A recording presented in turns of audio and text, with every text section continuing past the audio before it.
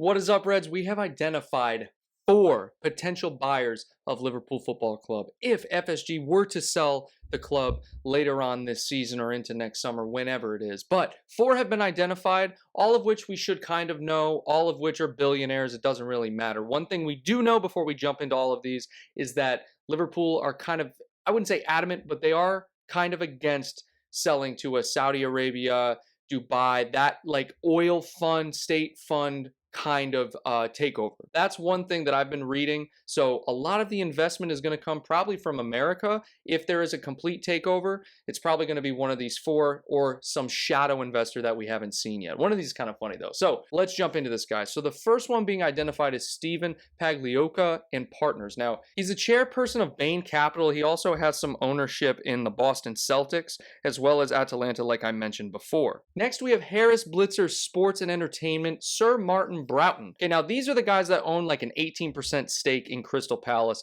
at the moment. They also were tempted to make a move for Chelsea earlier this year. So it looks like investment in Premier League clubs is hot topic right now. So one thing I can say for certain is that FSG are going to cash out if they sell this football club. However, their net worth for this organization is over $3 billion, $2.6 billion, and own the Philadelphia 76ers. That kind of, to me, sounds like another FSG takeover. It's probably about the same in terms of liquidity and value, net worth, basically, between the two. So this one would be interesting.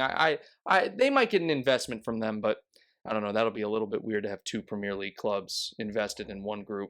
That would get sticky. As I mentioned before, I've read that they're kind of against like Dubai International Capital, Saudi Arabian funds, but this is one that's being identified. So Dubai International Capital, Bahrain, Gulf states. So due in part to the estimated $4 billion it would take, right? That's the value of Liverpool. Many potential investors would be priced out of buying the club. However, that doesn't apply to the Middle East, of course. Oil money, billions, if not trillions of dollars, guys. It's unreal. You can't even imagine how much money. You can't actually, like in your imagination, visualize how much money that is. It's remarkable. And more importantly is that like the Spirit of Shankly group and all the support groups that surround Liverpool would most likely never let it happen. I mean, it would just be absolute hate if FSG, yeah, most people want them to sell the club, but if they sell them to someone, a group that's been involved in like human rights violations and all that, just bad stuff. So that would be very concerning. I don't really believe that one. And